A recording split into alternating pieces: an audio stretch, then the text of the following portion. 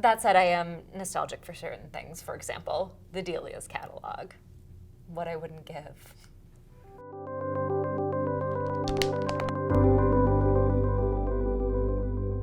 The Daydreams is about the stars of an early 2000s teen TV show who, at the height of their fame, implode on live TV in the most spectacular and scandalous way. And the show ends and nobody really understands why. And so now it's 13 years later and they've all gone in wildly different directions. One is a movie star, one's a cautionary tale, one's an athlete's hot bored wife, and one has left Hollywood entirely to be a lawyer in DC. But the fans are demanding a reunion special. So they all come back and there's lots of drama, betrayal, long-buried secrets, second chances at love, and a lot of fun.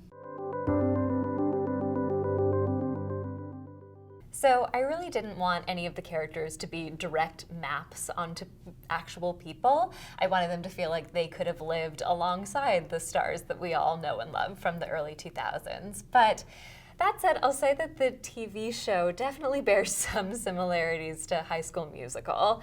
And then I did a lot of research on a lot of different people. One of the big themes in the book is about, the way that we treated our female stars versus our male stars. And so looking at, for example, Britney Spears versus Justin Timberlake was very illuminating.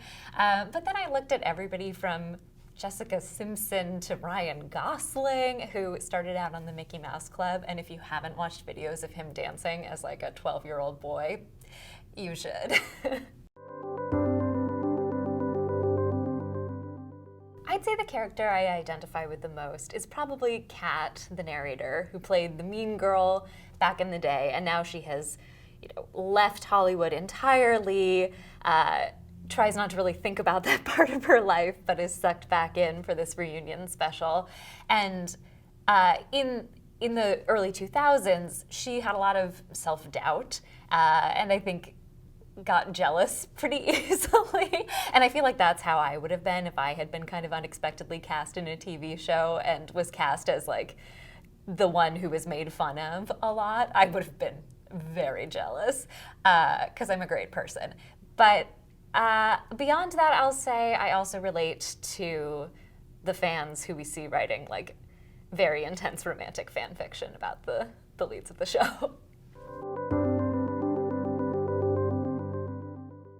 So I think we've gotten a little bit better over the years. I've definitely spent a lot of time doing research, watching these old interviews and reading these old magazine articles about the starlets of the early 2000s, and the way that we talked about them was just awful, and it was totally accepted.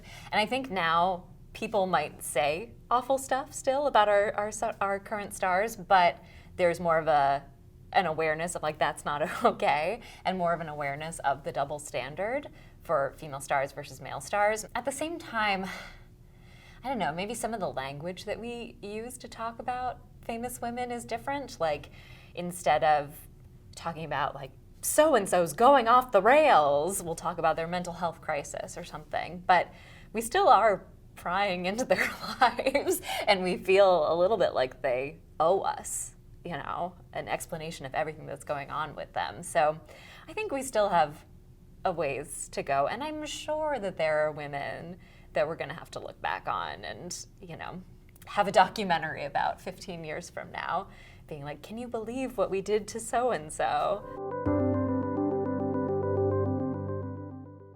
So I think it's been a tough few years in the world, and it's very tempting to feel like, oh, I wish we could just live back in the early 2000s. Everything was so much simpler then, and we weren't all glued to our phones all the time. So there was a little bit of that going into writing the book, but the more time I spent researching the early 2000s and reliving the early 2000s, the more I was like, oh, that era had a lot of problems too. And I think in many ways, I'm very glad that we have moved past some of the issues of the time. That said, I am nostalgic for certain things. For example, the Delia's catalog. What I wouldn't give.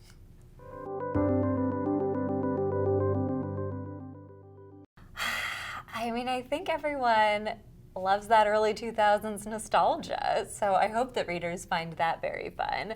But I also hope that more generally, it's that balance of like page turning, but with heart and characters you can root for even as they make mistakes, and surprising all the way through.